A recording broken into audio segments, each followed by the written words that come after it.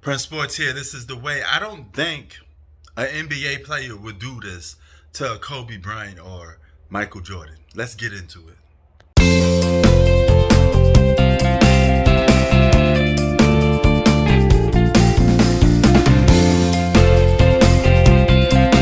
Brooks got him a three. And Brooks staring at LeBron. LeBron not returning his gaze. On Brooks initially on this hit, or you'll see it in a moment after the stare down by Brooks. And LeBron just wouldn't return the favor. If you let someone disrespect you once, they will continue to disrespect you. You heard the announcer, LeBron won't return the favor? God damn. They said I'm gonna give you some more, and it's gonna be fun to watch.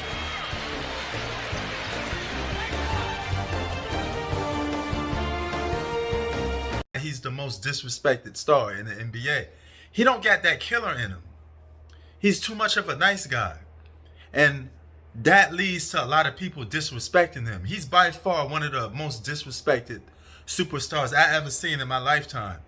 And I'm not saying this as a way to put him down. I'm just telling the facts. I'm just telling you the hardcore truth.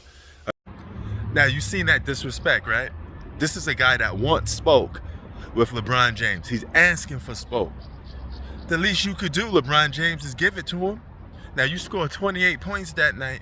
Your team needed it more. They need you to probably drop 35 that night because your sidekick, and there ain't no equal partnership between you two. One of you is going to be held accountable more, and it's going to be you, LeBron James, because it's your team. So, if that's the case, they needed you to score more. You have to be the utility man. You have to plug in the holes when your team is lacking sometimes. That's what a superstar is supposed to do. You're going to have to carry the burden of heavy responsibility. With great power comes great responsibility. All right? That's just the situation of the matter.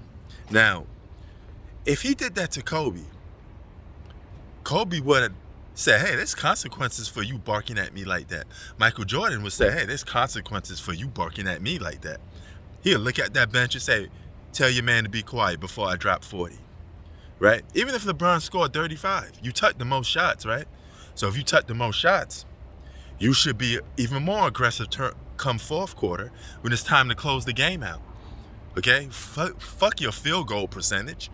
Go out there and try to win the fucking basketball game. You had a chance to put your foot on their neck and solidify the series. Because if for some reason you fuck up game 3, you're in trouble. Right?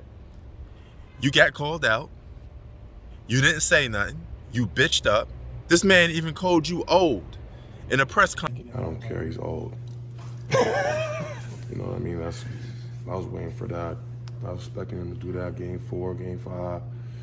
He wanted to say something when I got my 4th foul. He should have been saying that earlier on. Conference meeting. Okay? What are you going to do about it? Answer the challenge. This is basketball. Okay? Only the strong survive.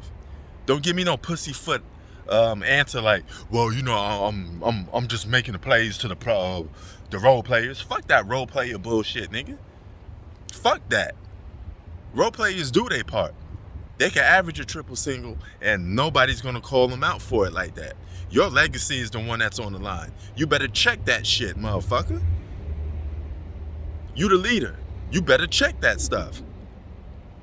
As simple as that. You should be yelling and screaming at AD after the game is over then. You seen the amount of pressure Michael Jordan put on Scottie Pippen.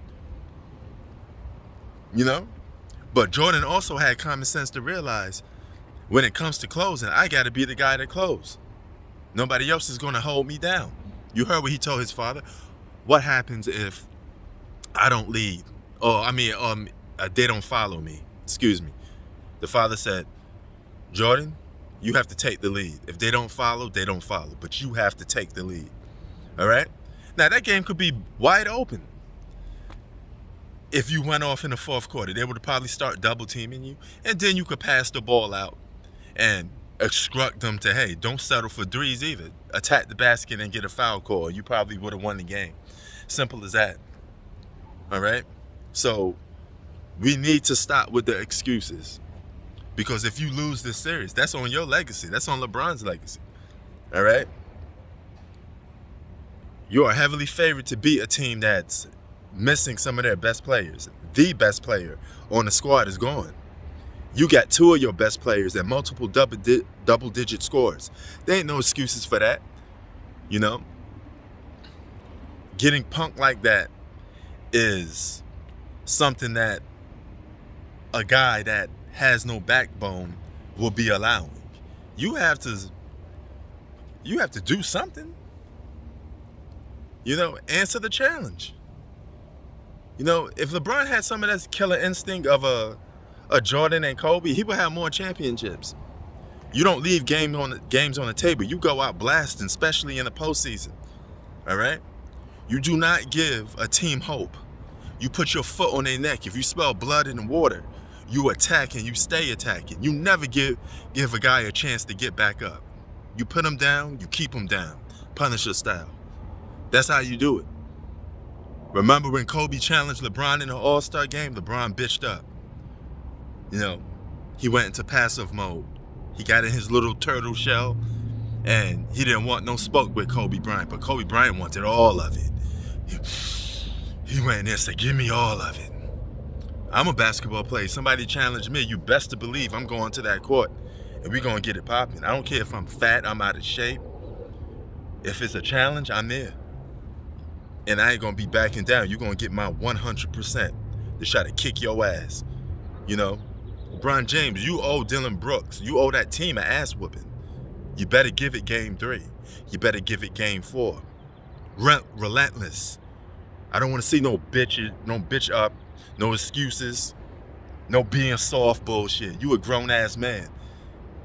You allegedly supposed to be a great scorer. I thought you said you was one of the best scorers of all time.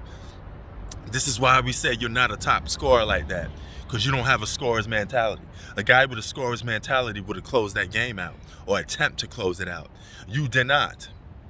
You were in passive mode. Then you got shook by Dillon Brooks. You got shook by Jason Terry. You got shook by Kobe Bryant. You have moments. Fool me once, shame on you. Fool me twice, shame on me. All right? So get your shit together and let's see you be more aggressive, because that's what the greats do. When the game is on the line, they take control. I don't want to hear no nonsense about no damn role players. All right? They come and go. Years from now, shit, a couple months from now, you ain't going to even remember half of those role players. All you're going to remember is LeBron James lost in the first round of the playoffs, and that's going to be highlighted all over ESPN, period. Because if he wins, all you're going to be talking about is his 5th championship and how that aligns with the other greats, right? Comparing it for a debate. So fuck out of here with that passive-aggressive, that excuse bullshit. Sports out. Peace.